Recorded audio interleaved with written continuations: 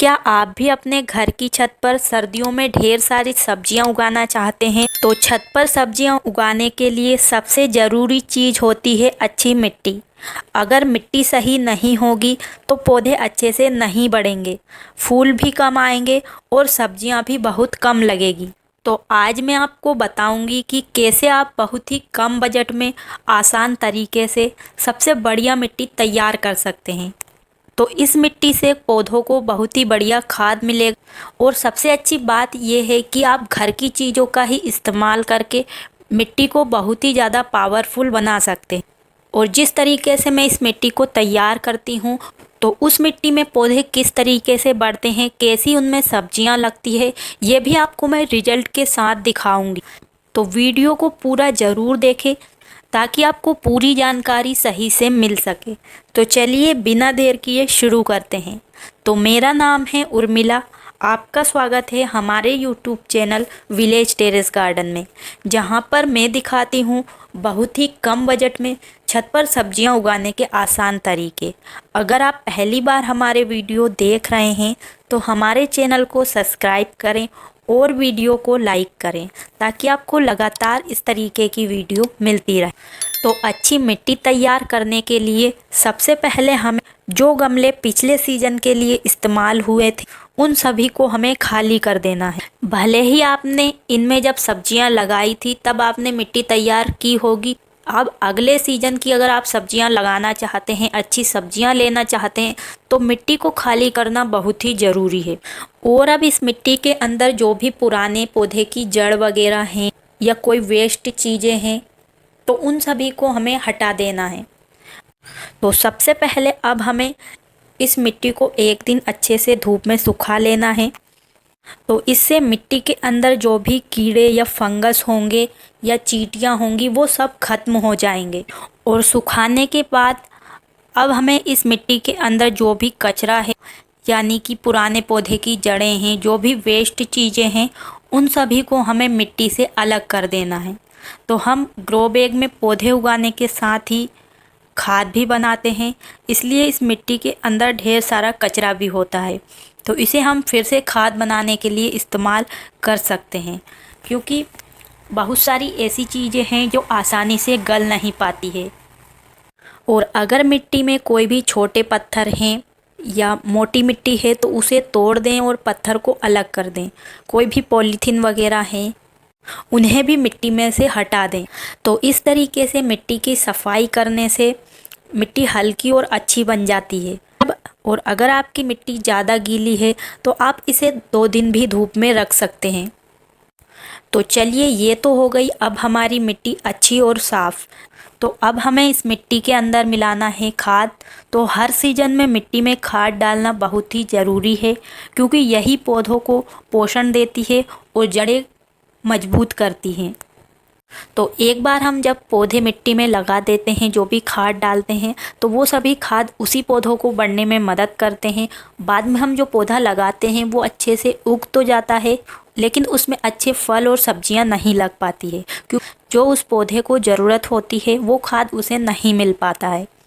तो सबसे पहले हम इसमें डालेंगे गोबर की खाद। तो अगर आपकी मिट्टी नई है और आप पौधे उगाने के साथ खाद नहीं बनाते हैं, तो आपको लगभग 1 बाल्टी मिट्टी, आधी बाल्टी गोबर की खाद डालना है। तो इसे डालने के बाद अच्छी तरीके से मिक्स करना है ताकि मिट्टी और खाद पूरी तरीके से मिल जाए। अगर आपके पास गोबर की खाद नहीं है तो आप kitchen waste compost, vermicompost या और कोई भी खाद डाल सकते हैं। तो इससे मिट्टी बहुत ही अच्छी और पोषक तत्वों से भरपूर हो जाएगी। और अब हमें मिट्टी के अंदर मिलाना है रेत। तो रेत आप काली या बालू कोई सी भी डाल सकते हैं। तो रेत डालने से मिट्टी हल्की और हवादार बनती है, जिससे पानी मिट्टी के अंदर से सही से निकलता है और पौधे की जड़ें सड़ती नहीं हैं। तो रेत आप मिट्टी में लगभग 10 या 15% मिला सकते हैं। तो बहुत सारे लोगों की यही समस्या होती है कि वो जब मिट्टी में पानी डालते हैं तो वो कीचड़ जैसी हो जाती है। तो अगर आप रेत मिला देंगे तो मिट्टी अच्छी बैलेंस में हो जाएगी। और हम अब इस मिट्टी के अंदर डालेंगे हल्दी पाउडर। तो 1 या 2 चम्मच आप हल्दी पाउडर डाल सकते हैं। तो हल्दी से मिट्टी में फंगस और बेकार बैक्टीरिया नहीं लगते हैं। और आप इसमें मिला सकते हैं नीम के सूखे हुए पत्ते। अगर आपके पास नीम खली नहीं है तो पत्तों का इस्तेमाल कर सकते हैं या आप नीम खली भी डाल सकते हैं। तो मैंने घर की नीम खली बनाई है, साथ में मैं नीम खली के साथ थोड़े नीम के हरे वाले पत्ते भी डाल रही हूँ। तो इसे डालने से भी मिट्टी के अंदर कीड़े नहीं लगते हैं और पौधे पर बहुत सी बीमारी भी नहीं लगती है। और अब हम मिट्टी के अंदर मिलाएंगे राख। तो राख आपको आसानी से घर पर मिल जाएगी, तो 1 या 2 चम्मच आप इसे भी डाल सकते हैं, ज़्यादा मात्रा में नहीं मिलाना है। तो राख से भी बहुत सारे कीड़े हमारी मिट्टी के अंदर नहीं लगेंगे, साथ में मिट्टी भी बैलेंस में रहेगी। और हम मिट्टी के अंदर चूना भी डाल सकते हैं। तो चूना में होता है कैल्शियम, जो कि हमारे पौधों में फल और फूल लाने के लिए बहुत ही ज़रूरी होते हैं। तो चूना को भी आप 1 चम्मच मिला सकते हैं। अगर चूना नहीं मिल रहा है तो आप चौक का भी इस्तेमाल कर सकते हैं या आप खाने वाला चूना भी ले सकते हैं। और ध्यान रखें कि चूना ज़्यादा डालने से मिट्टी बहुत ख़राब भी हो सकती है, इसलिए सही मात्रा में डालें। तो इन सभी चीज़ों को डालकर मिट्टी में इसे अच्छे से मिक्स करना है। तो ये सभी चीज़ें आपको बहुत ही कम बजट में मिलेगी और बहुत सारी ऐसी चीज़ें हैं जो घर पर हमें आसानी से मिल जाएगी। अगर इन सभी चीज़ों में से 1-2 चीज़ नहीं है तब भी आप मिट्टी तैयार कर सकते हैं। तो अब हमारी ये मिट्टी बहुत ही अच्छी, हल्की और खाद से भरपूर बन चुकी। और अगर आप इस मिट्टी को और भी ज़्यादा अच्छी बनाना चाहते हैं तो आप इस तैयार मिट्टी को 1 या 2 दिन के लिए ढककर ऐसे ही छोड़ सकते हैं, जिससे कि जो भी हमने खाद मिलाई है वो अच्छे से इसमें मिल जाएगी। और अगर आपके पास टाइम नहीं है तो आप डायरेक्ट इसे गमले या ग्रो बैग में भर सकते हैं। तो देखिए, मैं इस मिट्टी को इस बड़े से ग्रो बैग में भरने वाली हूँ और इस ग्रो बैग में मैं सर्दियों की सब्जी लगाऊंगी। तो हमेशा मैं जब भी ग्रो बैग को भरती हूँ तो पूरा मिट्टी से नहीं भरती हूँ, क्योंकि पूरा ग्रो बैग भरने के लिए ढेर सारी मिट्टी चाहिए होती है। तो अगर हम इतनी मिट्टी से एक ग्रो बैग को भर देंगे तो हमारे छत वज़न भी ज़्यादा हो जाएगा और हम बहुत ही ज़्यादा सब्जियां नहीं लगा पाएंगे। इसलिए आप इस तरीके से कचरे से अपने ग्रो बैग को भर सकते हैं। तो इससे बहुत सारा फ़ायदा है।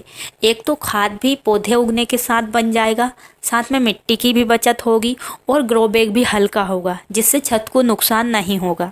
तो मिट्टी आप जब भी भरें, चाहें तो छान कर भर सकते हैं या डायरेक्ट भी डाल सकते हैं। तो सबसे पहले अगर आप ऐसे कचरे को भरकर मिट्टी भर रहे हैं तो पहले मोटी वाली मिट्टी डालें, ताकि ये कचरा अच्छे से दब जाए। फिर 1-2 बार करके अच्छे से मिट्टी को ग्रो बैग में भरना है, ताकि बाहर से हमारा ग्रो बैग देखने में अच्छा लगे। तो ग्रो बैग में मिट्टी भरने के बाद तो फिर हमें इसमें अच्छे से पानी दे देना है पौधे लगाने से पहले। आप चाहें तो पानी डालकर 1 दिन छोड़कर अगले दिन पौधे लगा सकते हैं। अगर आपको जल्दी है तो वैसे भी लगा सकते हैं, लेकिन ज़्यादा अच्छा रिजल्ट अगर आपको चाहिए तो आप 1 दिन बाद लगा सकते हैं। तो मैं जब भी मिट्टी तैयार करती हूँ तो इसी तरीके से तैयार करती हूँ और सभी तरह के पौधे मैं इसी तरीके से उगाती हूँ। और आप देख ही सकते हैं मेरे घर की छत पर जो भी पौधे लगे हुए हैं उनमें बहुत ही अच्छी सब्जियाँ भी लग रही है और इनकी साइज भी अच्छी है। और जो भी आप ये सब्जियां देख रहे हैं ज़्यादातर घर के बीजों से उगाई गई है, कोई हाइब्रिड बीज भी नहीं है। फिर भी इस तरह की कम बजट की मिट्टी में भी बहुत ही अच्छे से पौधे बढ़ रहे हैं। तो देखिए, यहाँ पर भी हमारे टमाटर लग रहे हैं जो कि बहुत ही बढ़िया तरीके से बढ़ रहे हैं और इनकी साइज भी बहुत ही अच्छी है। तो बैगन, मिर्च, टमाटर सभी पौधे सब्जियों से भरे हुए और सभी ग्रो बैग और क्यारी में मैंने इसी तरह की मिट्टी भरी है। कोई भी मैंने अलग से महंगी खाद नहीं मिलाई है, ना नीम खली डाली है बाज़ार वाली, ना वर्मी कंपोस्ट। सब घर की चीज़ें हैं, कुछ हैं जो हमने बाज़ार से ख़रीदी। तो हमने जो भी मिट्टी के अंदर ये चीज़ें डाली, ये सभी चीज़ें हमारे पौधों को एक तरह का खाद देगी। तो जो भी हम मिट्टी के अंदर ये चीज़ें डालते हैं ये सभी एक तरह की खाद है जो हमारे पौधों को मिलती है, जिससे पौधे में अलग अलग फ़ायदे होते हैं और पौधे बहुत ही अच्छे से बढ़ते हैं। और आप चाहें तो जो भी चीज़ें हमने मिट्टी के अंदर डाली है उनका आप लिक्विड फर्टिलाइज़र बनाकर भी मिट्टी के अंदर डाल सकते हैं, जिससे पौधों में जो भी समस्या होगी, यानी कि फूल नहीं आ रहे होंगे तो वो भी आने लगेंगे। अगर फल नहीं बन रहे हैं तो वो भी बनने लगेंगे। तो इन सभी चीज़ों के लिए ये राख, चूना, इन सभी का इस्तेमाल हम कर सकते हैं। तो समय समय पर आप जो भी हमने सूखी चीज़ें डाली हैं उनका लिक्विड बनाकर आप पौधों में हर महीने या 15 दिन में एक बार दे सकते हैं।